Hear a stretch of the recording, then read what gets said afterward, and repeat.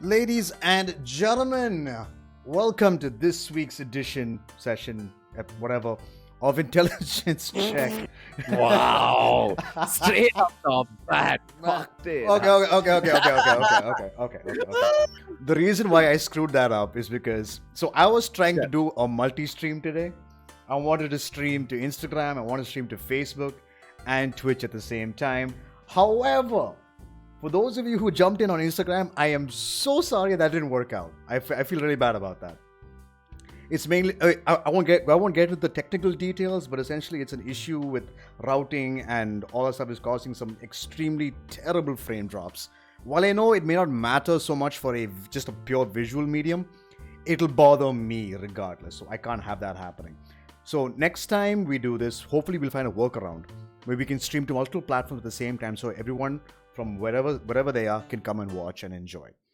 That said, though, welcome to today's episode. My name is Grim or Paul, whichever you prefer. I'll be your host. And across the other side, I have my good buddy and brother from another mother, Conrad. What's up, man? What's up? So, for those of you who are fresh to the podcast, welcome. Here we discuss all things D&D and tips for players and hopefully stuff that anyone can use for all their games. So today we thought it would be a good time for us to cover things we have learned, lessons I should say, we have learned as DMs over the past couple of years that we've been playing. Con, why didn't you start, Macha? Again, no script. We are going completely off the cuff on this one. So So just bear with us, all right? Well, I'm quite a new DM. Still dipping my toes, getting in there, getting a little deeper into the water as I keep going. But so far, it's been. I love it. It's because I like things that challenge me, and this was like a nice challenge to take. How do you run a game, right? How do you put something together for people to play and have fun with, and the process they make stories out of it? Like for me, it's a fun challenge, and at the same time, for me personally, it's pushing myself to think on the fly.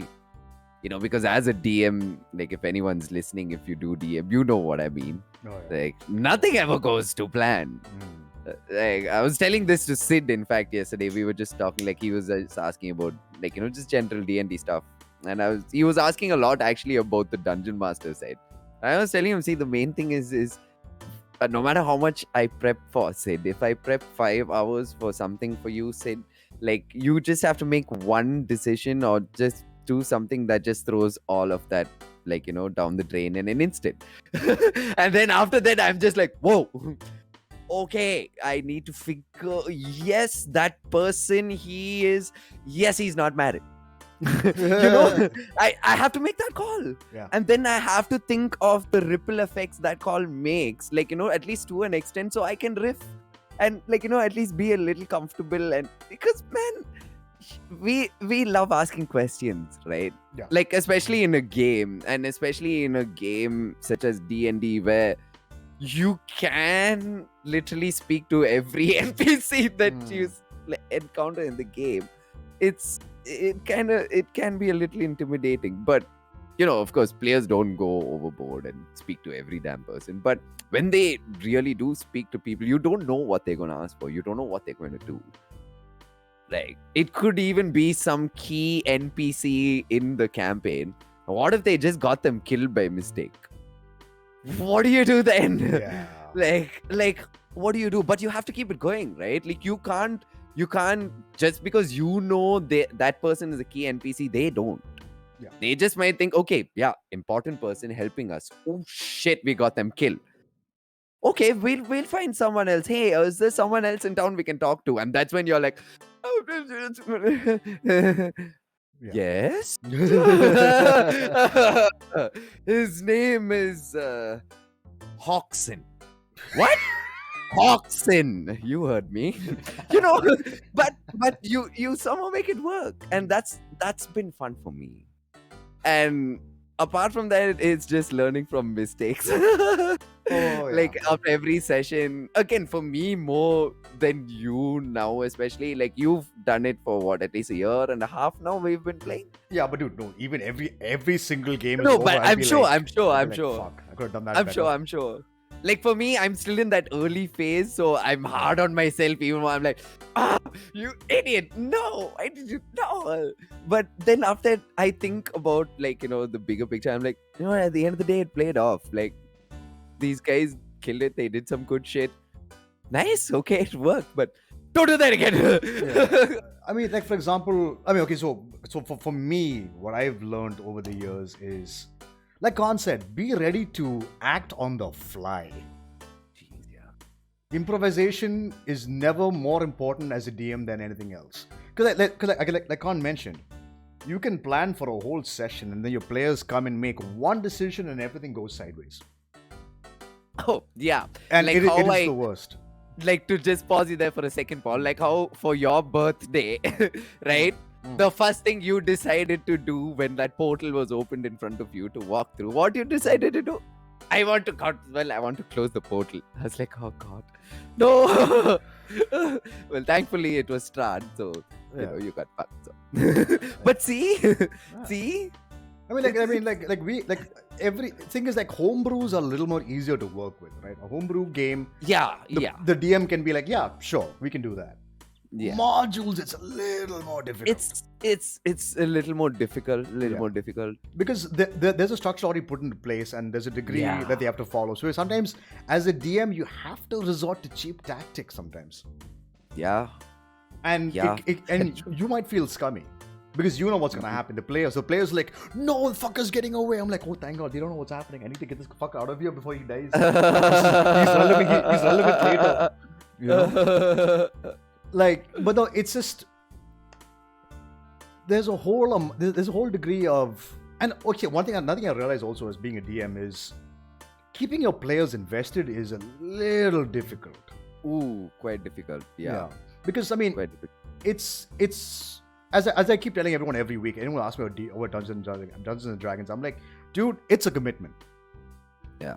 It's a commitment. You are committing your time, your energy, and everything. And also, you have to be invested in what's happening, man.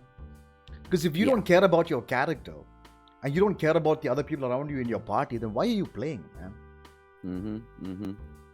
It's 100%. Yeah. I mean, this is more me being a player and a DM, being on both sides of the screen and being like, have some investment, and also it's also up to the DM also to make your players invested in the story, invested in the action, invested in everything that's happening, which I know for a lot of people can be extremely difficult and challenging. Yeah, very true. It's a tough gig. Being a DM is no joke, and it's not easy. No joke. Because I still remember the first time I DM'd, I had Korn, Shreyas, and Priscilla as my players. I was shitting myself from second one till we ended the session. I have never been so terrified. Oh man, when you let me have my first DM session, when you let me run the dungeon in Fandelver. Yeah. Oh boy, like I remember the previous night just sitting and reading. I spent like 2-3 hours on just looking at the map alone and just going through positioning and all that stuff, right? Yeah.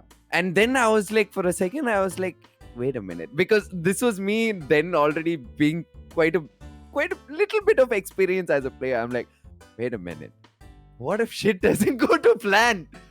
Oh no! I started panicking. I'm like, fuck, I don't know too much like D&D mechanics yet to mess around, but I don't know, maybe let's, like, for me that was my worry. I was like, what do I have to improv? And I was shitting. Right. I was fucking shitting. But that said though, that session went 7 hours. 7 hours. Yeah. Players had no idea. I had no idea. Like when we were coming to the end, but I think you said it, right? Yeah. Yeah, you were like, guys. Yeah. I was like, wait, what? Yeah. And I looked at my clock on the PC. I was like, oh shit, yeah, I didn't look at the clock ever since I started the session. Fuck, I'm just looking at the clock just now. Jesus. Solid 7 hours of D&D. And he did a great job. For Khan's Thank first you. time ever as a dungeon master in that moment. Thank you. He killed it. One of the reasons why I wanted him to do those because he'd mentioned that he wanted to try. So I'm like, Yeah. this is actually a good time to try because they're all new players.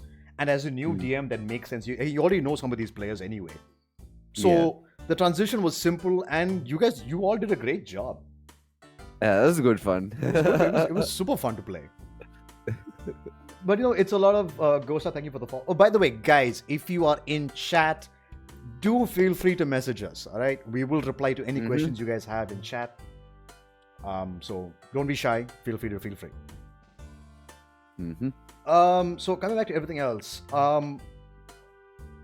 have you had problem players in your games, Con? Well, it's my first game, so actually, problem. I would say chaotic, but not problematic. Like problematic to the point where I'm like, you know what? Maybe I should tell this person to like maybe leave the table. Like like. When I see like it's really going to cause friction and the game's just going to go to a dead halt. Yeah. I've not experienced that as yet. Okay. So. No, because I have. Mm-hmm. And but the thing is, like, see, again, I'm not brutal, despite what contrary things tell people. I'm not a brutal dungeon master, but at the same time, it's like there's a certain amount of respect that I expect from my players. Yeah. And I will not let you cross me. Mm-hmm. So the point, like, if I say this is how it goes, this is how it goes. Yeah. Like, sure, I mean, the book might say this, or the Dungeon Master's Guide might say that. I'm like, good for those books. This is how I run my games. Yeah. This is how I run shit, dude. Like, I will bend the rules if I have to. If I need to teach you a lesson, I will teach you a lesson. Because again, I don't enjoy doing it. I hate doing it. I really do. I hate pulling that card on somebody. There's nothing worse than being that guy that just goes, no, everything you want to do, you cannot do. It's the worst. The last thing I want to tell my players is don't do that. Yeah. No, that's actually a very nice point. That's a very nice point. Yeah. Like there is that fine line, right? Where it's so fine. And you like, especially like this is for players, like respect your DM. Yeah. Like respect your DM. This individual has taken time, first of all, to prep something for you guys to play, right? Yeah. And apart from that, just like maybe with an exception, if the DM is literally being evil to you guys by the way he runs the game, then fine, that's an exception. You can call him out and be like, hey man, don't be kind to us. Don't treat us like like some low. My brain is farting. Sorry, we've had a long night. But don't think like we're beneath you or anything just because you're the DM. Don't stomp on us. Like if a DM stomping you for no reason, sure, call his ass out. Yeah, like you have all right to.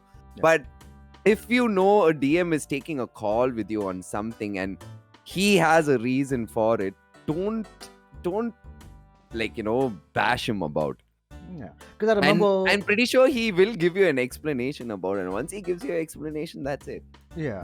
No, 'cause I remember during Farland session, campaign 1, there was a moment we were in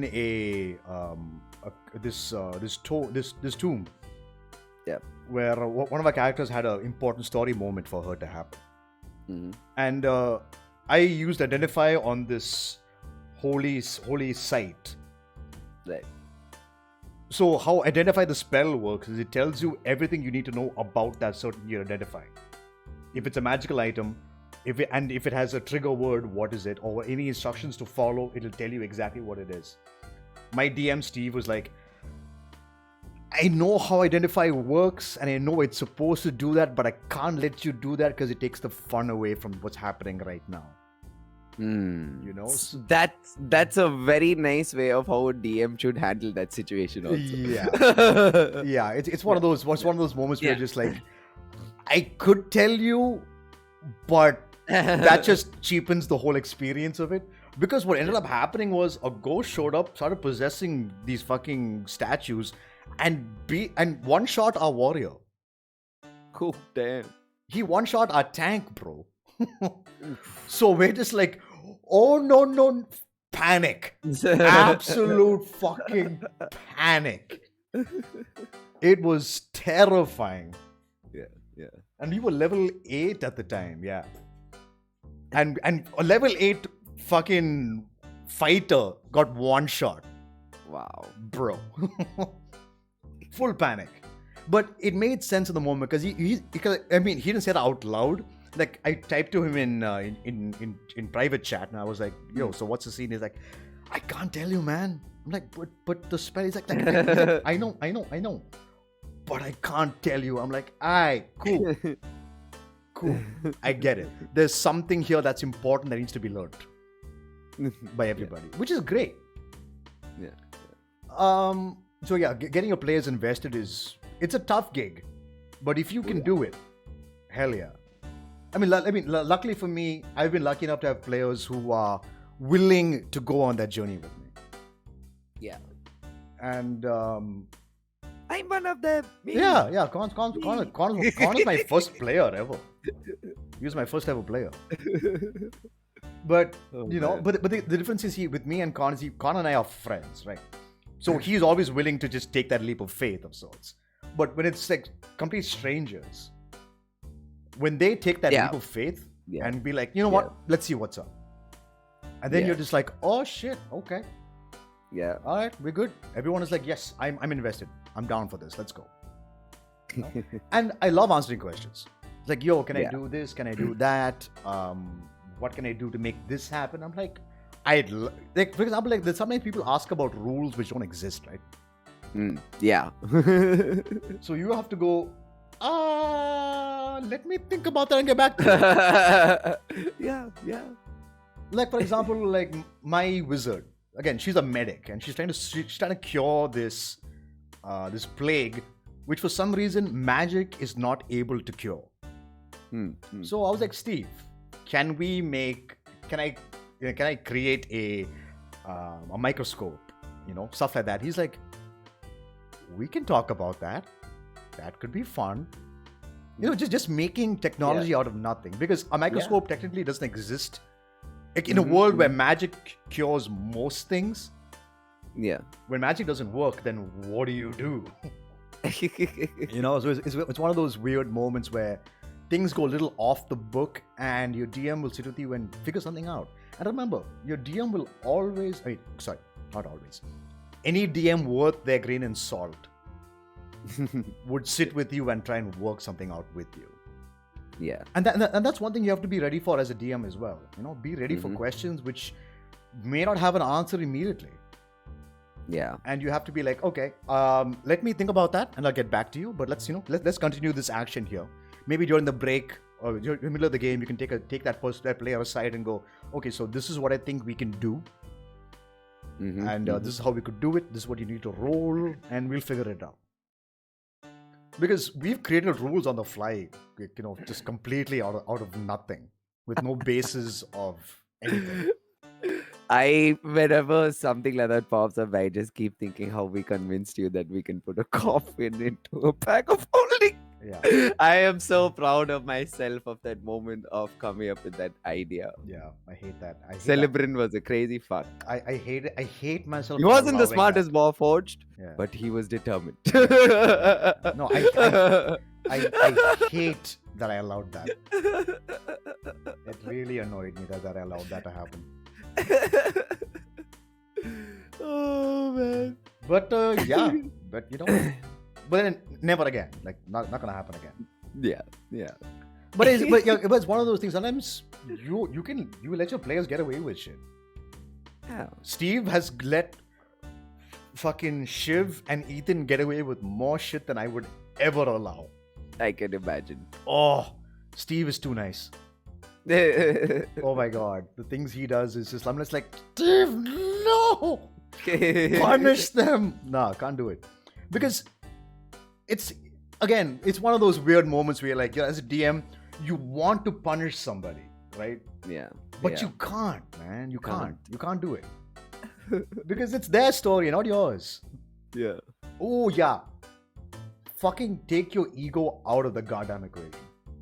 Oh yeah. Your ego has no mean, place in Dungeons and No Dragons. place on the table. No At place all. at the table. At all. My God. I mean, yeah, as a DM, you should always try and reassure that to your players also. Like, not reassure, like, remind your players of that. Just be like, guys, just have fun, okay? Yeah. Like, no drama. Yeah. No drama. I mean, Leave all the bullshit behind. Yeah. I mean, or if you have beef with somebody, deal with it after the game. Hash it out. Yeah, hash it hash after it the out game. later. Yeah. Not now. Yeah. No, because correct. And metagaming. Metagaming. Oh God. Nothing annoys me more than metagaming. Yeah. Like, and it's very hard also because sometimes, sometimes for me, even personally, I as a player, I hate metagaming. Like, I hate it, and I stay away from it. Actually, I've stayed away from it most. I'm probably one of those guys. Yeah, I've let my character die because like I'm not into metagaming. Yeah. Because I played by how my character would react to an owl creeping up to a spider farm. Right? Like, Yeah. I didn't metagame. Yeah. But some people have that. Yeah, see, it's getting to me. Yeah, I think even I don't like metagaming, Paul. It really itches me. No, I mean, no, it's moments where you're just like, see, sometimes. Okay. Actually, you know what? There's no exception to the rule. Metagaming sucks. I hate it.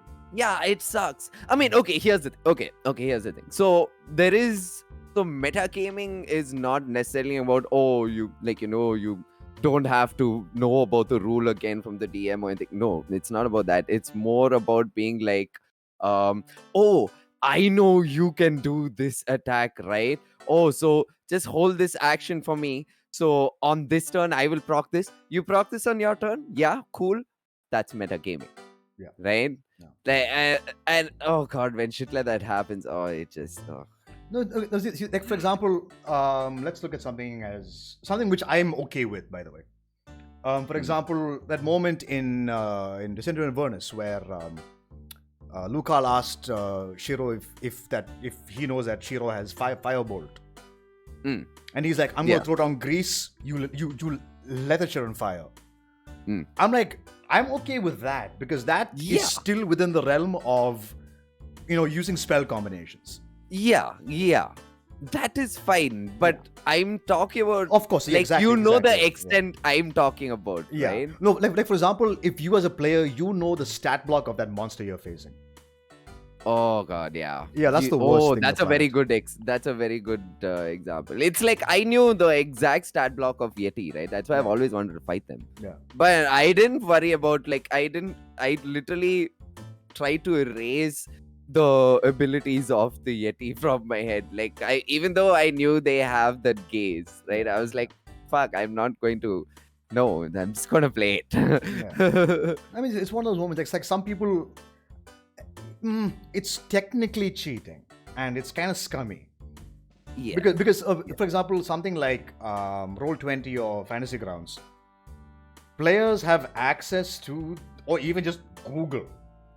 You see a monster, you can immediately Google what it is and get all its stat block and all its health and everything you want. Don't do that shit.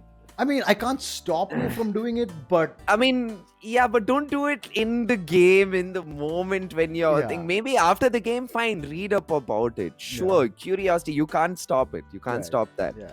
But know that in the moment, in game, say if, okay, you face this creature. Now, after the session, you went up just to simply maybe read about it or even read Reddit posts about people fighting them. Yeah. Right? Yeah. And the next day, again, you happen to face the same creature again. Don't be in character, rather don't play that combat or that situation in the way like, oh, my character knows everything now. Yeah, my character's gonna do this because it knows this creature. No, your character doesn't know jack shit, son. Your character is learning in game. You exactly, do. You know. You need to make that separation in your head between what you know as a player and what your character knows in game. There's a big difference. It's a big difference, actually.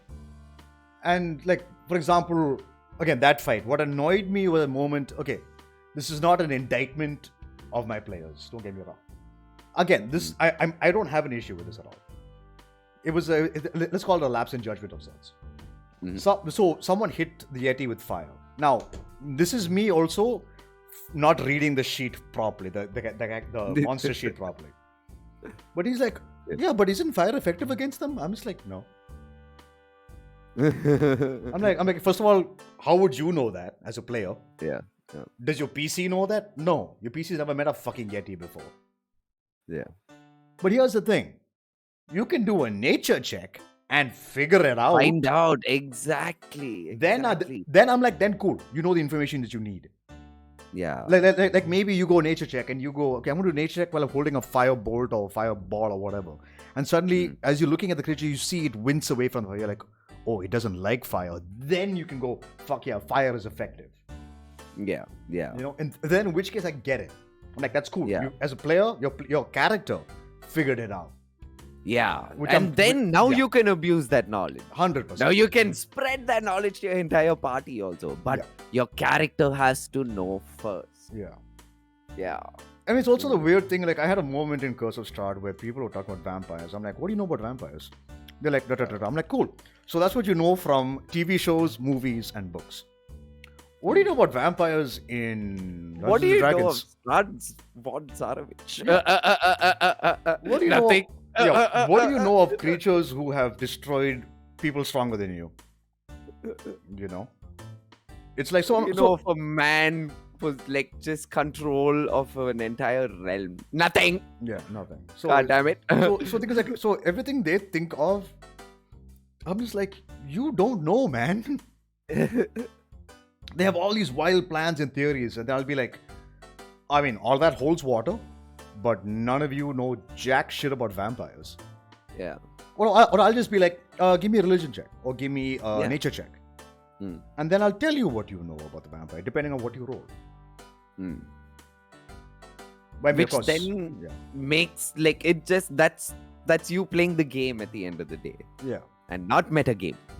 Yeah, I mean, there are a few things. Going back to worse. a point. Metagaming ruins the fun for a lot of people because, see, some people are know-it-alls, and nothing wrong with that. Don't get me wrong, nothing wrong with that at all. Yeah. But there's nothing worse than taking away the surprise from somebody else. Yeah. Because some people want to figure it out. They want to know, like, you know, they want to figure out what works, what doesn't. Which is why when you do damage to something, your DM will say, that looked like it did a lot of damage, or that looked like, it didn't look like it hurt as much as it should have. You know, there are always these clues that they give, so you know that, okay, this worked, this did not work, you know, and stuff like that. So it's always one of those moments where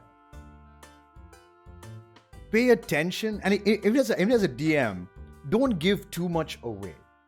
Yeah. Keep it aside, like keep your players guessing. Keep your players on edge. Because the moment fighting becomes arbitrary, the game just loses fun. Yeah, it becomes any other video game. Yeah, it just becomes totally boring. Yeah. Which, I mean, the only difference is video game you can restart. Here you can't. You die or you get steamrolled through, or you get steamrolled, game's over. Like GG, Tata, bye bye. You know, so it's just like, you know, just eat.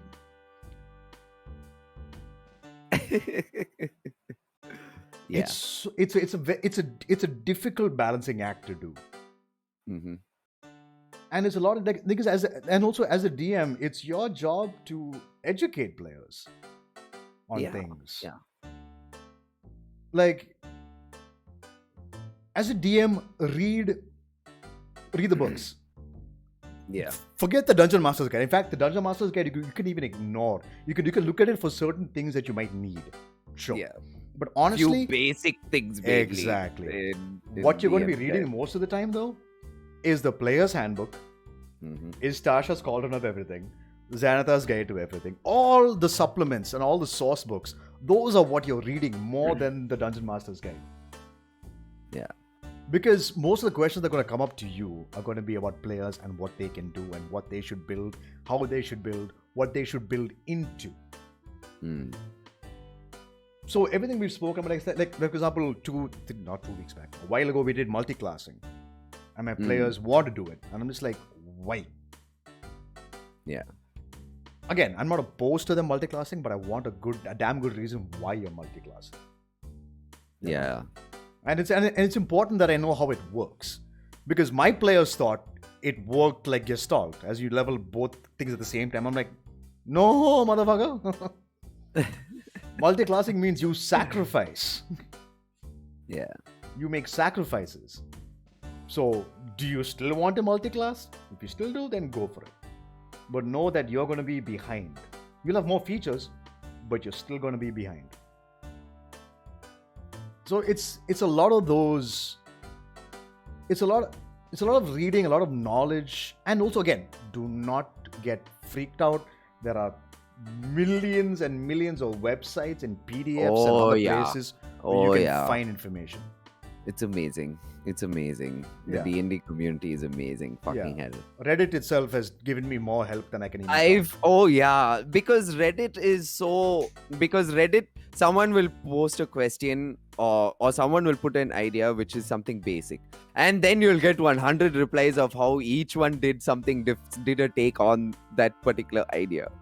And it's amazing. Like, it's good inspiration for you as a DM also to come up with ideas of your own, take bits from like other people's ideas also, because it's all out there to, like, you know, make you have more fun as a DM also. Yeah. Like, you know, more cool stuff to work with, more things to give your players. Yeah.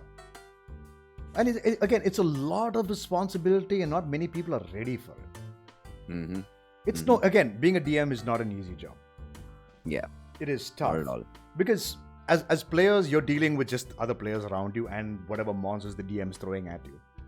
As a DM, you're dealing with all the players, all the monsters, all the NPCs, all the interactions. And it comes to a point where you can actually break your own brain. Oh, yeah. You forget people's names, you forget what they're selling, you forget... God. Yeah. The amount of times I just forgot an NPC's name. Happens. You know, Happens. so I'm just like, fuck, what was that innkeeper's name again? What? Ogden. Yes, Ogden goes up here and goes, hello, last night. But you know, whatever. So, players, be forgiving of your DMs, all right? Because while you guys are chit-chatting and role-playing, we're busy reading like 10 steps ahead. Sometimes while we're role-playing with you, we're doing things in the background. Just thinking of consequences of conversations itself. Yeah. Is it somebody asking, are you saying this out loud? Or Yeah. Are you whispering Yeah. this?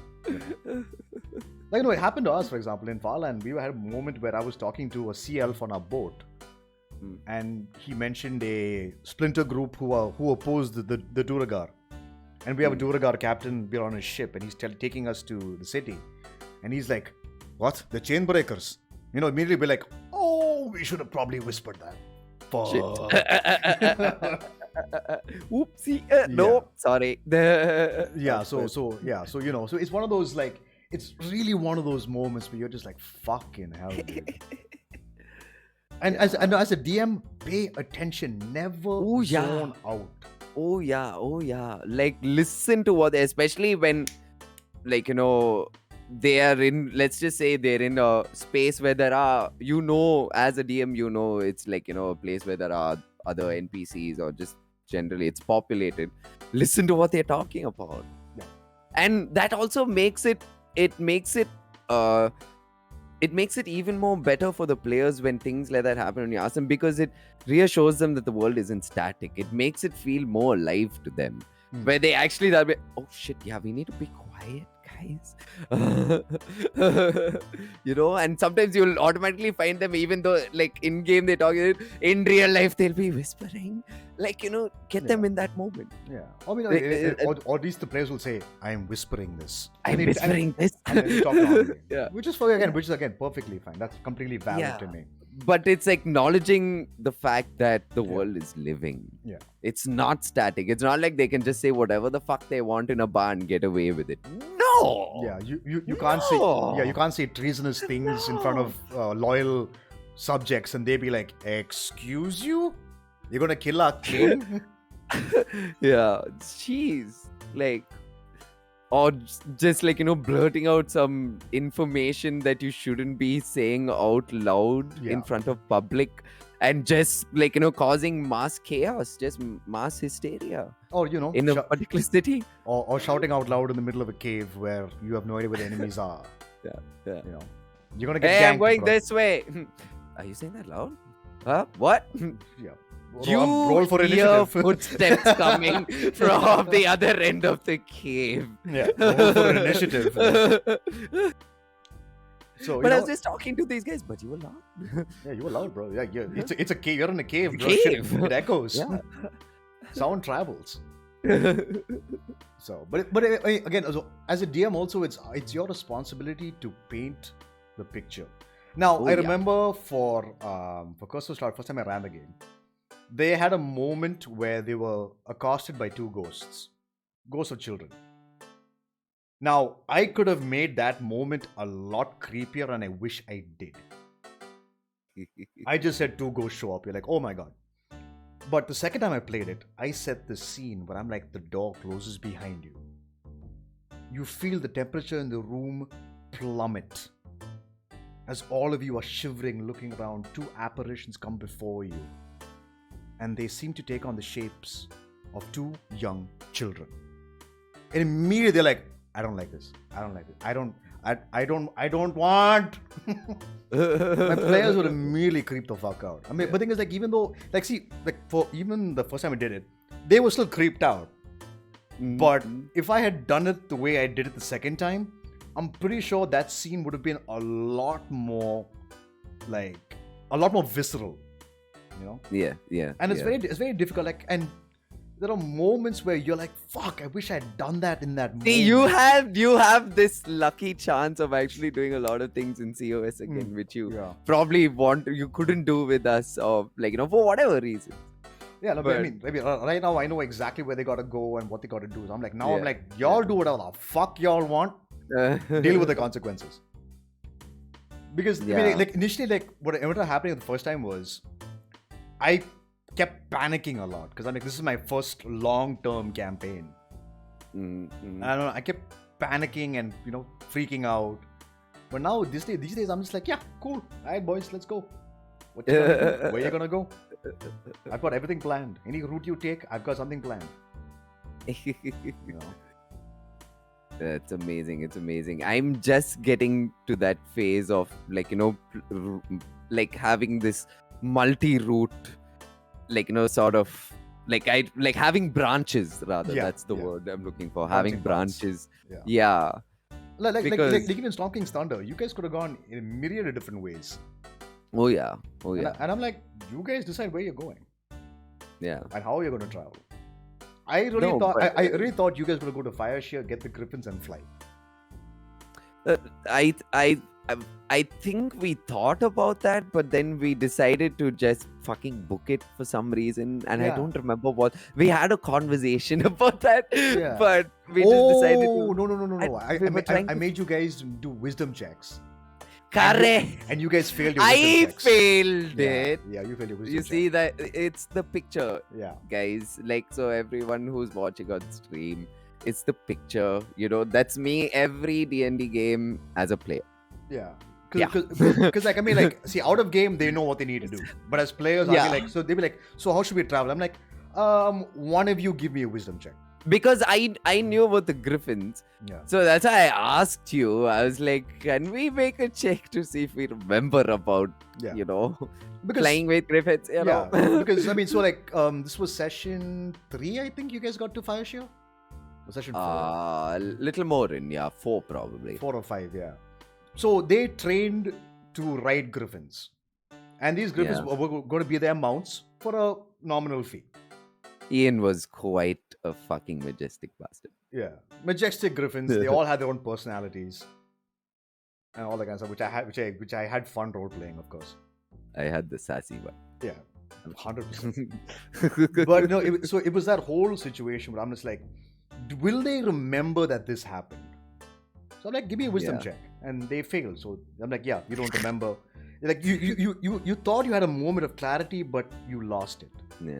So then they decided to take a horse and cart. I mean, but but when you look at it in hindsight, like it actually plays out to what the characters are feeling. And I'm not gonna Like, lie, what happened last session would not have happened if you had your Griffins. Yeah. That was funny as fuck. That's what I was coming to. I mean, it played out in such a brilliant way, and it also, like, rather the fact about us, all the trauma we've gone through in the campaigns of so far, now it's driven us. We're like, this is it. This boat is everything. Yeah. Right now. Finding the answer to this freaking coin is everything. And we're like, we've nearly died multiple times. Let's just go. We don't know another easier way. We're booking it. We're just going. Like, we're doing this the old way. We're going. And we've encountered things on the way. Oh yeah, that was so it's amazing. Funny. Like, So now funny. we've set off things in motion. For example, we've got 2 ogres who we've set off on random paths because we just so happened to encounter and roll them 3 times in a row. Yeah. And it's amazing. It just played out. That entire session was just role play for the most part. Yeah. We had one combat which our sorcerer went like poof, Jesus. which was amazing. Turned everyone to ash. Yeah. But yeah, coming back to the point, it was amazing. It played out well. Yeah. Failing that wisdom check. I mean, yeah. Yeah. I know it was great. I mean, like I was saying, like a part of me was like, if they get the Griffins, it expedites the journey a lot. It makes them a lot faster for them to get where they're going. Dude, Zerja has found a way home. Well, she thinks it's close to home, and so do Wenlin and Taima. Yeah, so it's home. Amazing. Yeah, it's amazing. Yeah, so they discovered a lot more things that they wouldn't have discovered otherwise. And those ogres were just like the cream. That was like the top of. That was the best moments I had in that session. Just role playing about ogres. So these ogres are dumb fucks who have no sense of direction, and they're lost, and they want to go home, but they can't figure it out. And of course, the players have to fuck with these ogres, and they did. And the ogres were like, Gangrel, and they just like run in a random direction. The players say it's that way, and they roll their encounter 3 times. And I'm like, I could have made a different ogres. I could have I have a table I'm following, where certain rolls gives, depending on where they are, from the topography, different encounters happen. But they roll 3 57s in a row. I'm like, fuck it. I'm gonna have it to be the same motherfuckers who are dumbasses bonking each other in frustration. And and finally Zerja came up with this plan of using her spiritual weapon, and they immediately thought their god had descended upon them. And they were like, hamana, Next time, if we meet them again, I'm really going to make Kel pop up and those guys need to worship him. Yeah. I'm going to make Kel a god amongst these ogres. Yo, you could befriend some ogres, man. Who knows? Oh yeah. Yeah, you have an ogre army. That'd be fun. But it's stuff like that which I am, as a DM, sometimes you have to let it happen, man. Yeah, because it's amazing. Like, again, coming back to Curse of fucking Strahd. Oof. This goddamn skeletal rider.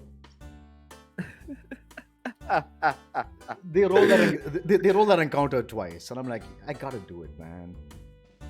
I mean, in hindsight, I regret it, but in the moment, it was amazing. It's just my players fucking with this one guy who is not bothering them at all. He hasn't attacked them. He is ignoring them. No, he must be fucking weird because he's riding around with a fucking lamp that's not lit. What is his purpose? Can we have a one shot with him? Please, just his purpose. What, he's gonna follow him? Yeah. Follow him wherever he may go. Yeah. But no, it's and also, so coming back to lessons again, it's just that let your players do their shit, man. Yeah. Sometimes be willing to bend the rules. Don't break the rules. Bend the rules. Because when you break a rule, it sets precedent that you can break it again. And there are moments where you have to go, no. Yeah. Like, I asked you for a dexterity check, not a dexterity saving throw. Yeah. I don't care if you roll a nat 20 or a dexterity saving throw. I asked for dexterity check. The modifier is different. You don't get a nat 20 on that. No, I'm sorry, it's not going to happen. No. And so, like, it also comes down to the fact that do not roll unless you're asked to roll. Yeah. That is the worst. Like, you could roll the most amazing thing on the planet. Like, yes! I'm like, what did you roll for? I don't know. It's like, okay, cool, then fuck that. Was it your turn? No. Well, there you go. You know? It's... Players... Like, okay, players panic. They do. Yeah. But it's not your job to set them straight. Because right now, what's happening right now is it's roleplay. Your players are panicking in the as category. Oh my god, what the fuck do I do? Do I fireball here? Do I haste this person? Do I counterspell that? What do I do? It's like you can't tell them, right? Yeah. Because if they mess up hard, they mess up hard. Yeah. So, like most people, like no one wants to kill their players. Yeah. But at the same time, it's a bloodthirsty creature. It's going to kill you. Yeah. Yeah. You know, I mean, they have the whole thing like when Zerja went down. Oh, sorry, when Venlin went down. The damn Yeti has 2 attacks. One attack dropped her. Second attack, instantly 2 failed death saves. Yeah. I'm like, that's the end of its turn. Luckily. But if that thing had one more attack, that's Venlin dead, bro. Yeah. That's Venlin instantly dead. I'm like, there's nothing you can do. You can't bend the rules. Actually, in that case, you can't break the rules just there because you want to kill your players. Sometimes it happens.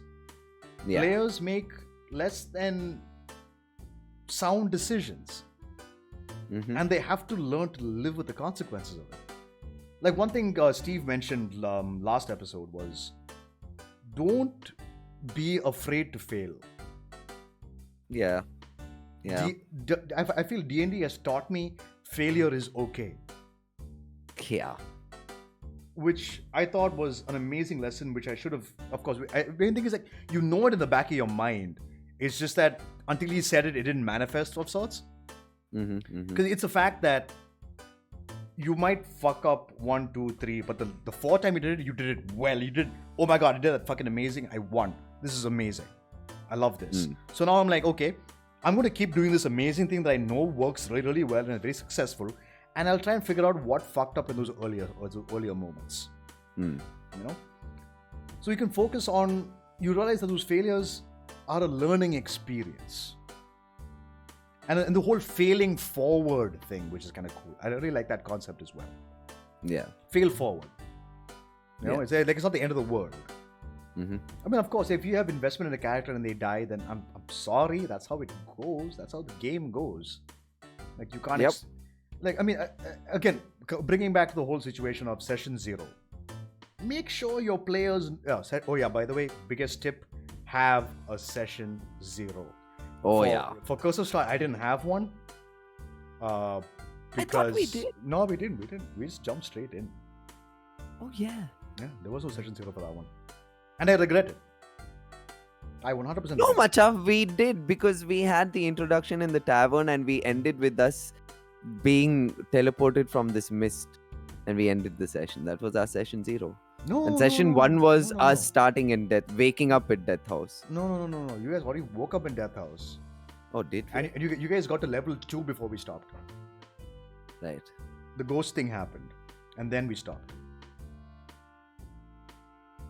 Wow. Okay. Yeah. Yeah. So we didn't have session 0. Yeah, we didn't have session 0. Which is what, again, like in hindsight, I regret it. But in the moment, I feel it was the right thing to do. Mainly because I wanted everyone to make whatever they wanted to play and play that. You know, I don't want to tell somebody that maybe you should play this to balance out the party. I'm like, no, play what you want. So we had 2 warlocks, a wizard, a paladin, and a blood hunter. So the only source of healing they have is the paladin. So Yeah. it was tough. Like Death House was a bit of a slog for them because they didn't have somebody who could top them up should they get injured, and some of you guys got really badly injured. But then it also is also on the owners of the DM to make sure that your players are not going to die right out the gate. Like you might just hide like hide a healing potion in a cupboard somewhere, and they go, "I like to search the room." I'm like, "Okay, investigation check." You find a healing potion. Great. But because like as DMs, players learn this thing. We are on your side. We want you to succeed. Yeah. We want you to win. We're not going to make it easy for you, but we want you to win. Because but at the same time, remember, if you do stupid shit in character, you're doing stupid shit. So stupid shit is going to happen to you. Yeah. It's sort of a Murphy law. Yeah. I mean, Murphy didn't write that law. I'm sure he would have thought. Yeah. I mean like you fucked up, you're done fucked up. Deal with the consequences of the situation. Like Newton said, every action has an opposing and equal and opposing reaction. It happens. Yeah. You kill a guard, the guards are going to be after you. Or there'll be an investigation as to what happened. Maybe somebody saw you do it, and immediately you're being pointed out. Like someone tattletales on you. You're like, "Oh fuck!" You're running for your life. Shit happens. Yeah. But just be. Again, we want you to win.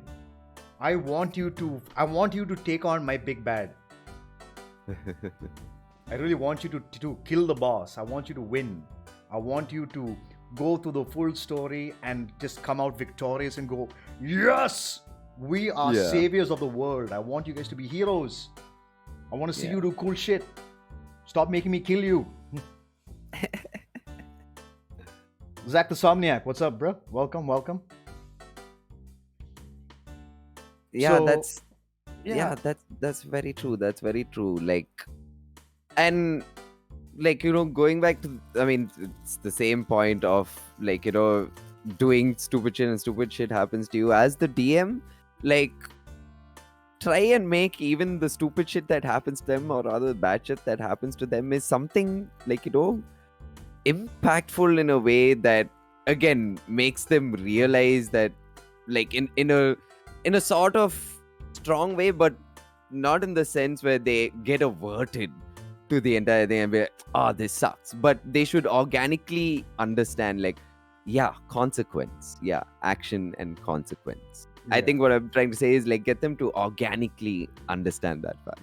Yeah, I mean, again, it is a game, but see, when you're playing alone, playing a video game or whatever, your consequences happen. You can just go, okay, reload, save. Yeah. And you get to continue.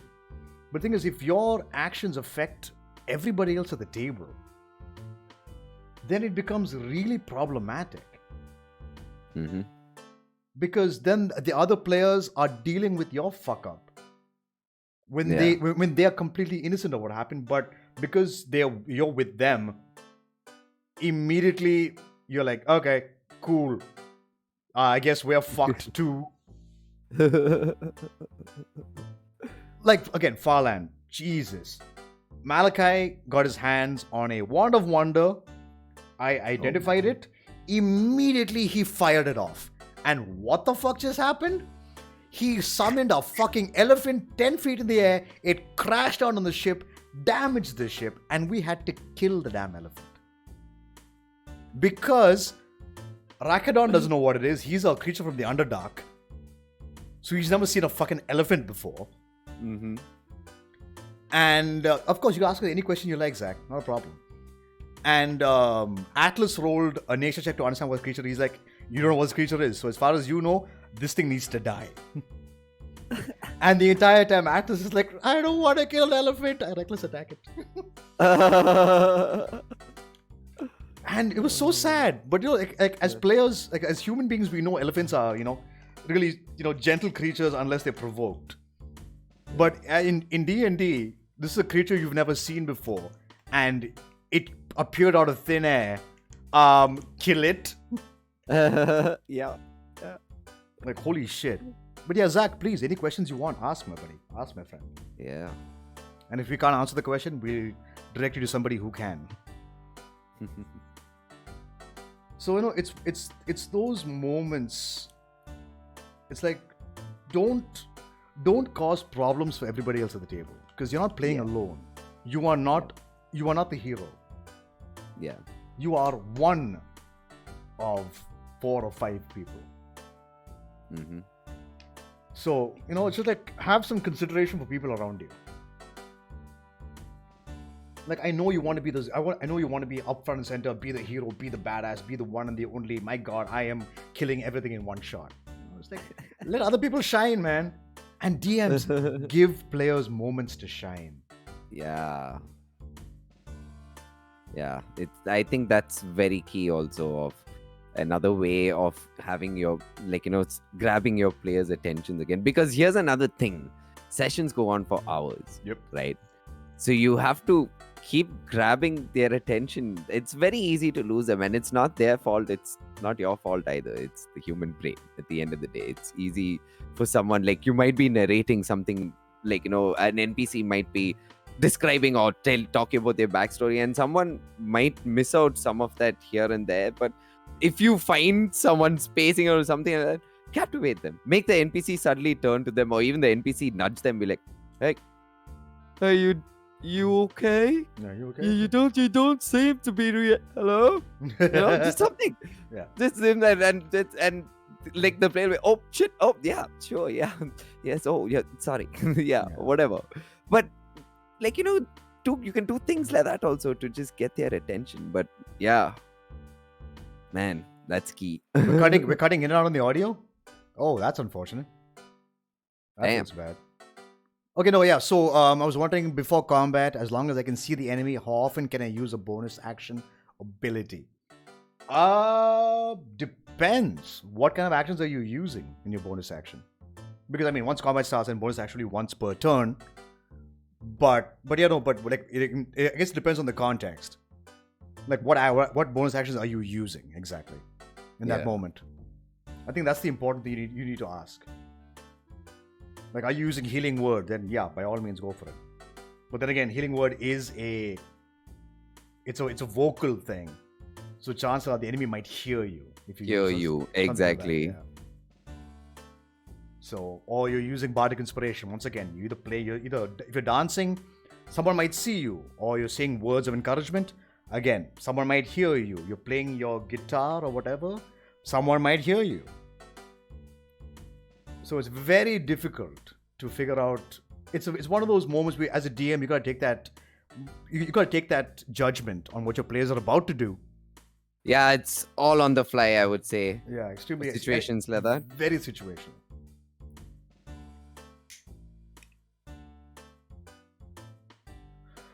That is a good question, though. It's a pretty good question. Yeah, it's a good question. But it's all about context. Yeah. Like, for example, a barbarian raging, like, before combat, but he sees the enemy. What if that 1 minute just goes off and they look at it in combat? That's his rage card. Yeah. Yeah. And rules is written like that. You can't hold a bonus action. Yeah. You can hold an action, but you can't hold a bonus action. Mm-hmm. Mm-hmm. So you say, I can't hold my rage. It's like, no, motherfucker, you rage or you don't. What you doing? You can't be like, oh, I'm preparing to get mad. It's basically saying that. Like, sometimes you can actually think in the literal sense. It helps a lot also with D&D. Yeah. Like, you can even explain, like, give that as your reason to the player. Dude, like, really, do you think you're going to be, like, preparing to get mad for someone? No, he's an enemy. Of course he's mad. Yeah. I want to kill this guy. You're not going to wait for him to pull out his knife to be mad. Yeah. I'm going to kill this guy. Let's go. Yeah. So I would say it's extremely situational depending on what is being done in that bonus action. True.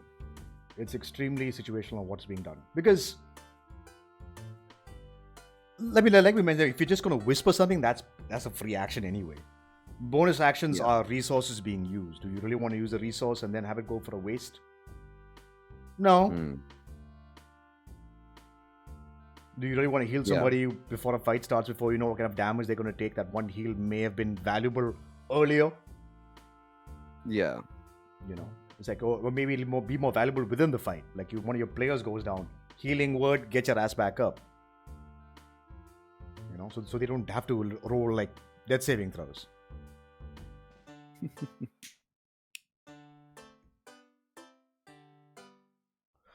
It's being a DM. It's difficult to maintain tension because either you flub or your players flub or they do something stupid. Everyone starts laughing, and you could be in the middle of like an intense fight, and something stupid happens. Like you roll a nat 1 on an attack roll, and you hit your friend.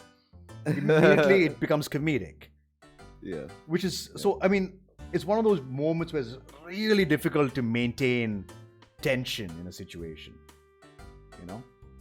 But it comes down to, but that also comes down to how much your players are invested in the moment that you took those words right out of my mouth. Investment. That's exactly what I was going to say. I mean, like, for example, in our games, you know, when I keep failing, when other people's lives are at stake, I don't care about, I care about mine, but when it's other people's, I get even more nervous when I have to roll and try and make a save or something. You know, rolling a nat 1 really ain't funny, bro. Jesus. Like, I would say, like, our group, I know we're, like, you know, like our SKT group, we're like that. Like, if it's a serious situation and someone gets a nat 1, we're all, like, someone might even just break down and cry. Yeah, there are there have been some truly horrific moments.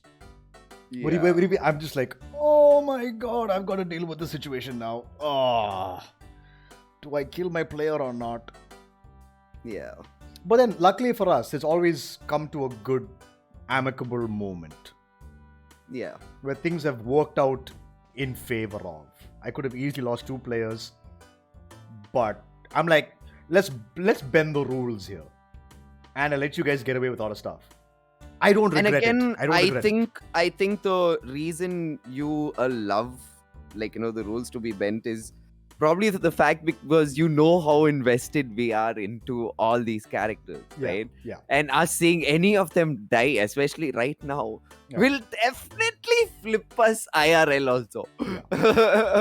No, because it comes to a point where, like, see, normally what ends up, okay, so how normally we do things is, if your character dies in game, we have you roll up a new one, okay?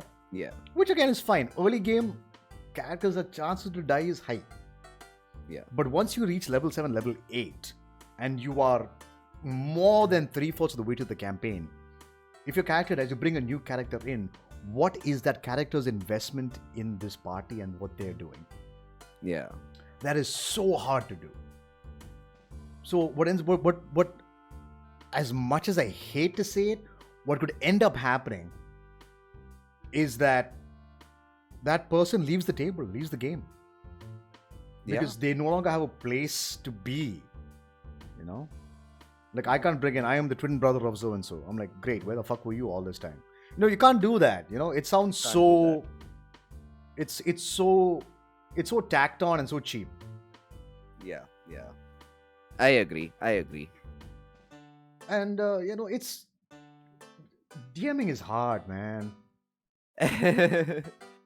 But it's still so amazing. It's fun. Like, it's a roller coaster. It's quite a roller coaster. I mean, you have so many amazing moments. At the same time, like, especially if you're part of a campaign that's really, like, you know, with a bunch of invested people, it can get so... Oh, the connection is amazing. Oh, it gets real sometimes. It gets super real sometimes. It gets so real. And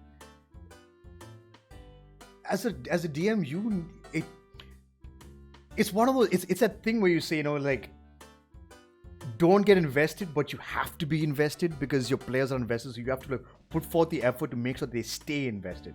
And it's so hard to do sometimes. It's so hard. Yeah.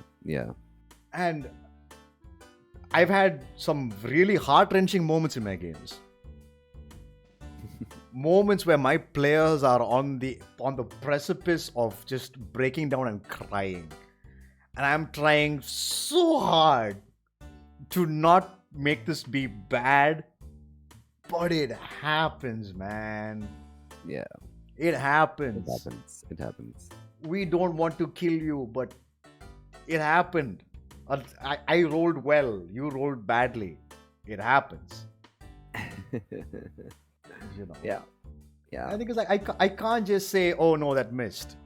When you roll a nat 20 and your AC is like 16, I'm like, I can't stop this. Yeah. A nat 20 on a hit means it's an automatic hit and it's a crit. I'm sorry. Yeah. That's just how it be, man. That's the game, right? I mean, that's D&D. It's you're playing chance, basically. Yeah. I mean, and also, like I said, like having a session 0 is very important. If any DM have a session 0, without question, mainly because this is a moment for you to tell the players what are your rules. I mean, how are we running the game? What's the story of the game? What can they potentially, be facing up against? How difficult is it? How long this campaign could be? Although I hate that question. What kind of a character build should I go for? I'm like, I think this is the most balanced party. But what do you want to play? I want you to want to play. Yeah. Do you want to be a frontliner? Do you want to be a spellcaster? Do you want to be a ranged attacker? Do you want to be a mix of both? Do you want to do crowd control? Do you want to do supreme amounts of damage? Stuff like that. I'm like, tell me what you want and I'll help you do it. Yeah. And as the DM also, don't force players into a class or into a character or anything, in the sense that, or don't even force the entire party. Don't try to what is the word I'm looking for? Don't try to arrange the party as you would see fit in the terms of the classes that you think, oh, this would be a balanced build or anything. Yeah. Suggest to them. Yeah. Ask them first, okay, what are you feeling first? What do you think you want to play in D&D as a character? What sort of character do you want to be? Do you want to be upfront, or do you just do you want to be a mage, or do you want to be a sneaky person, or do you want to be a bard, like a person who's into arts? What is that? What do you want to be? Get them to first tell you that, and then after that suggest.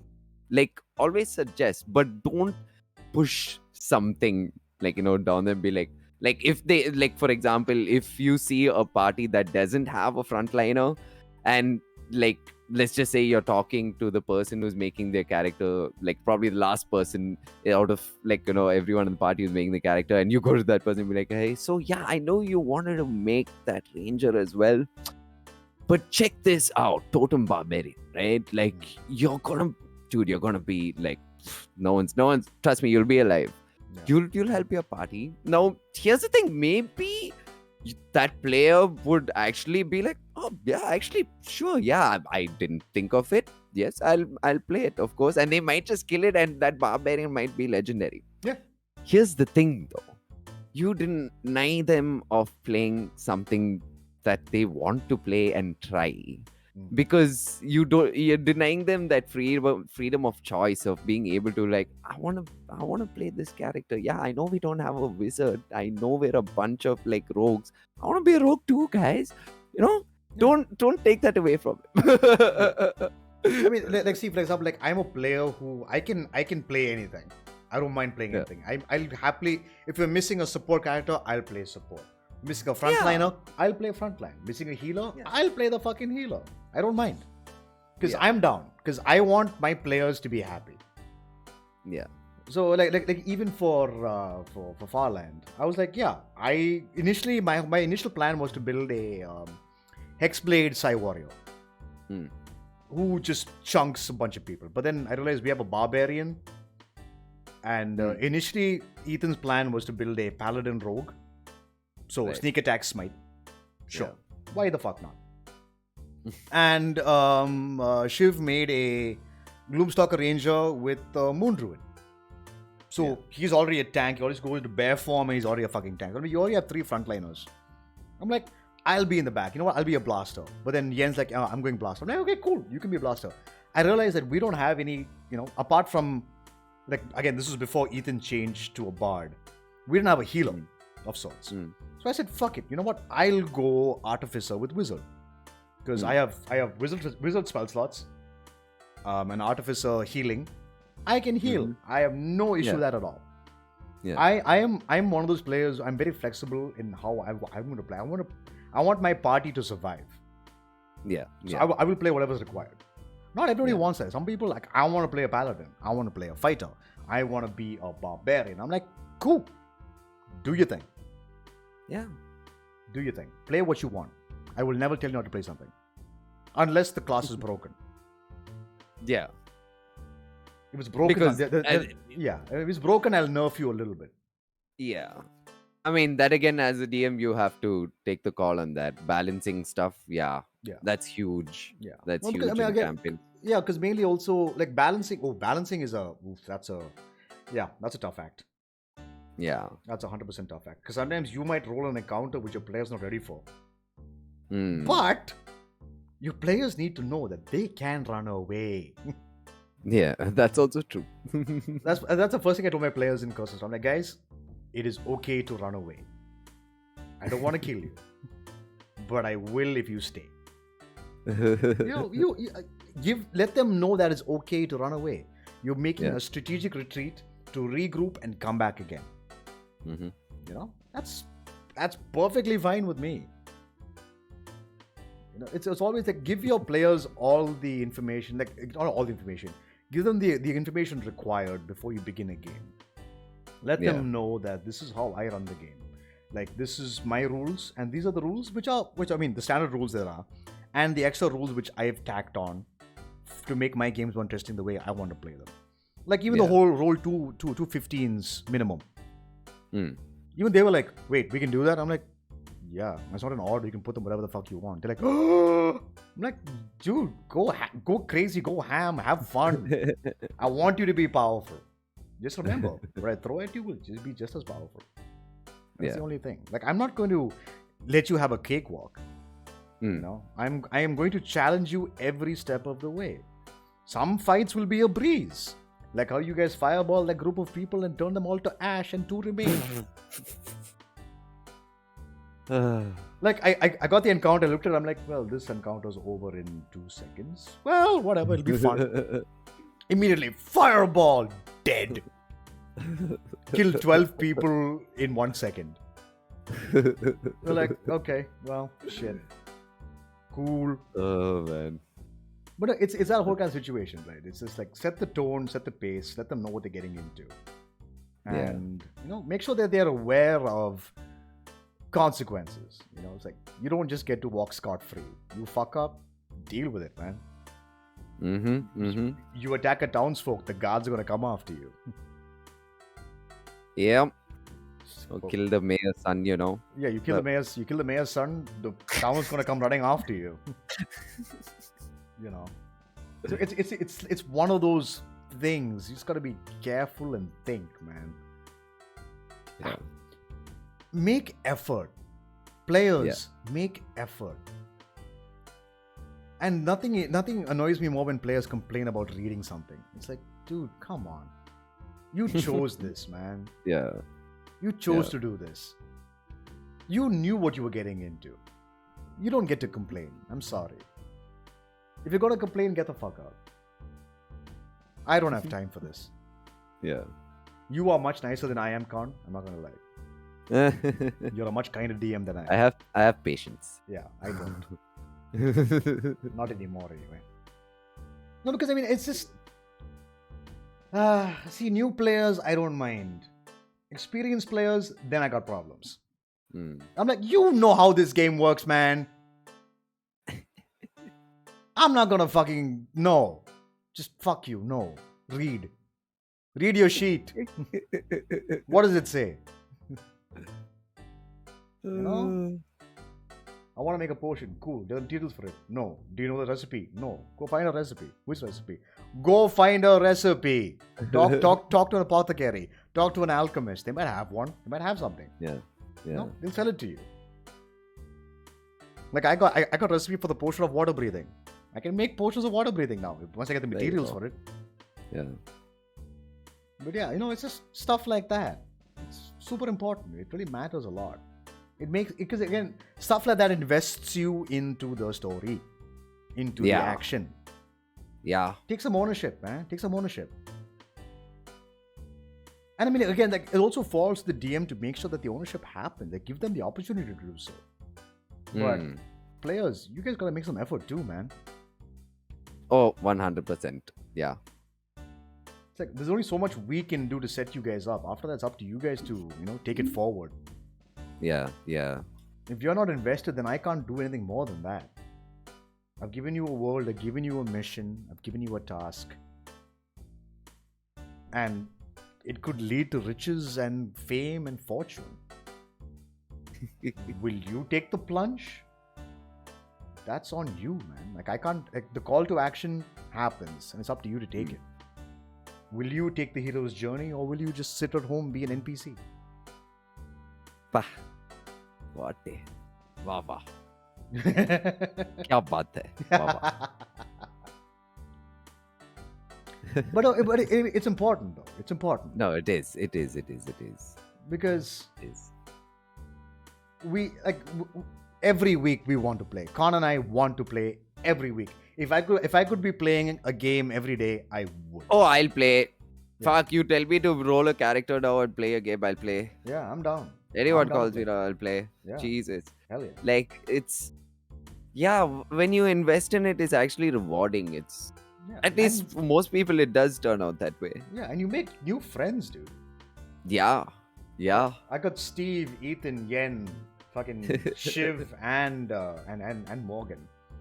People who I would have never met otherwise, if not for D&D. Yeah. True. You meet so many cool people of different walks of life, different ways of doing things. Everyone's got a different idea, and it's always kind of cool. Sometimes it's problematic, but that's okay. We can ignore some of those moments, for the sake of brevity. But there's a bond to build, and friends to find, and new ways of dealing with things that are plaguing your mind also. Yeah. I think it was our second episode we mentioned the fact that D&D is a great way to get over social anxiety, because here there are no stakes, right? You're talking to imaginary people, but you're talking to them. Yeah, it's a nice gateway to start getting over your anxiety. Yeah, over your anxiety, over your whatever it is, whatever's stopping you from being that person. Yeah. It's a chance for you to escape your reality. I was gonna say that. Yeah. Because sometimes you do need that, and this is a very different medium, right? It's a medium of community, where you're sitting with people, whether virtually or in real life, you're with a group of people. It's like a communing of, like, just a bunch of folk from different walks just sitting and playing a game together, but they are playing characters who are weaving a story as they keep playing. Yeah. Nothing's written. Yep. Nothing is written. Their story is not written yet. They don't know. Yeah. And it's amazing. Yeah, especially in anything like a sandbox campaign, they decide the story. You players decide the story. We just give you the setting. Mm-hmm. It's like without you guys, we have no game. Yeah. Like we always want to run games. I always want to run a game. I love being a DM. It's become my favorite thing to do. I'd rather be a DM than a player, honestly. Yeah. But being a player is fun too. I love both. They're both fun. I like seeing both sides. It's amazing. 100%. But the worst. I for sure know I will definitely do more playing than DMing, but I will do a good amount of DMing. I'm pretty sure of that. Yeah, 100%. I love to DM. It's good fun. Because you get to watch everyone's expressions when they're playing, and it's so good. It's so good. It's so cool to see. They're like, "Oh my god, we won!" Like when I made that fuck up on Rhoda's this thing roll rather on the fire. Yeah. And I'm looking at Ollie's face. Ollie's just like mouth open, jaw drop. You're just sitting with your eyes wide open. Shreyas has just covered his mouth. Adi's just sitting with his eyes popping out from his glasses. Like, what the fuck is going on? I was like, is she dead? Yeah. In my head, I'm like, I'm sorry, guys. And I'm just looking at all their faces. I'm like, oh, you power. But I'm like, it's amazing. Like, I'm making them feel emotion. Yeah. And then I realized I fucked up and I was like, whoops. Retcon that. Everyone just busted off. It was amazing. Yeah. Good moment, guys. Good moment. It was a good moment. Yeah. But Yeah. Good moment, but rewind and retcon all that. None of that happened. This happened instead. So, it's just like... Yeah, and... But again, so come here, the whole thing. Don't be afraid to fail. Like, Khan fucked up there. But we went with it. We're like, fuck it. Yeah. And I keep telling these guys, always every session, guys, call me out. Like, I like being called out and all those people. I like being called out if I'm doing something wrong. Yeah. Like, I don't mind that. Yeah, same thing with me. If I fuck up, let me know. Yeah. Unless, then if I fucked up on purpose, then I'll tell you. I'm like, guys, there's a reason for why I did that, the way I did that. Yeah. But I think that's everything we want to cover for this one, right? Pretty sure that's everything. I think so. We've covered, I think, but at least what we have learned as DMs. And we're still learning. Don't get us wrong. We're still learning. We're still learning. Yeah, session to session, things happen and a lot of things change. Yeah. Like me forgetting that Yetis have an issue with fire. Like I completely forgot about that. The moment I told them that, the fight changed. Even I didn't realize you didn't do that because I was fully in character. I'm like, oh my god, my daughter might die. Oh my god, this child is on the floor. She's almost dead. Oh my god, that's a Yeti coming at me. I'm dead. I mean, to be fair, all your positioning was shite. Yeah. You guys chose really bad positioning. I was like, I mean, we were with the carts, and it was one of those situations where it was right there. It happened right there for us. So, yeah. We were all just yeah. It was very unfortunate. But yeah, guys, that's going to be our episode for today. Thank you guys all so much for watching. And of course, remember, you can hit us up on our various social media platforms at House of Grim for me on Instagram, at cornerboy_24 for Conrad on Instagram as well. Any questions you have, feel free to ask. And if we can't answer them for you, we'll find somebody who is better suited to answer the question for you. And once again, the art you see before you was drawn by our very own Priscilla Dillon. Fantastic artist. You can hit her up at Prissy Dilly on Instagram. Any art you need for graphic design, book covers, video game characters, D&D characters, whatever you wish. Hit her up there on Instagram, and she can give you her prices and all that stuff. And, it's good work, as you can see. We love what she's done for us, and it's amazing. This might be due for an update, though, soon, so look out for that, guys. Anything else you want to plug, Con? That's it for now. Oh, also, you can follow me on Twitch at twitch.tv/houseofgrim, and of course, you can follow Conrad at twitch.tv/connorboy_24. Connorboy24, no TV. It's just Connorboy24 for the Twitch channel. Yeah, Twitch channel. We stream D&D games on Saturdays. I stream 2 games. Conrad streams 2 games. And I think that's pretty much it. So, thank you guys all so much for watching. And I hope you guys have some fantastic games, tell some fantastic stories. And we'll catch you all next week. So from us to you, till then, roll for initiative, and we'll see you then. Peace out, guys.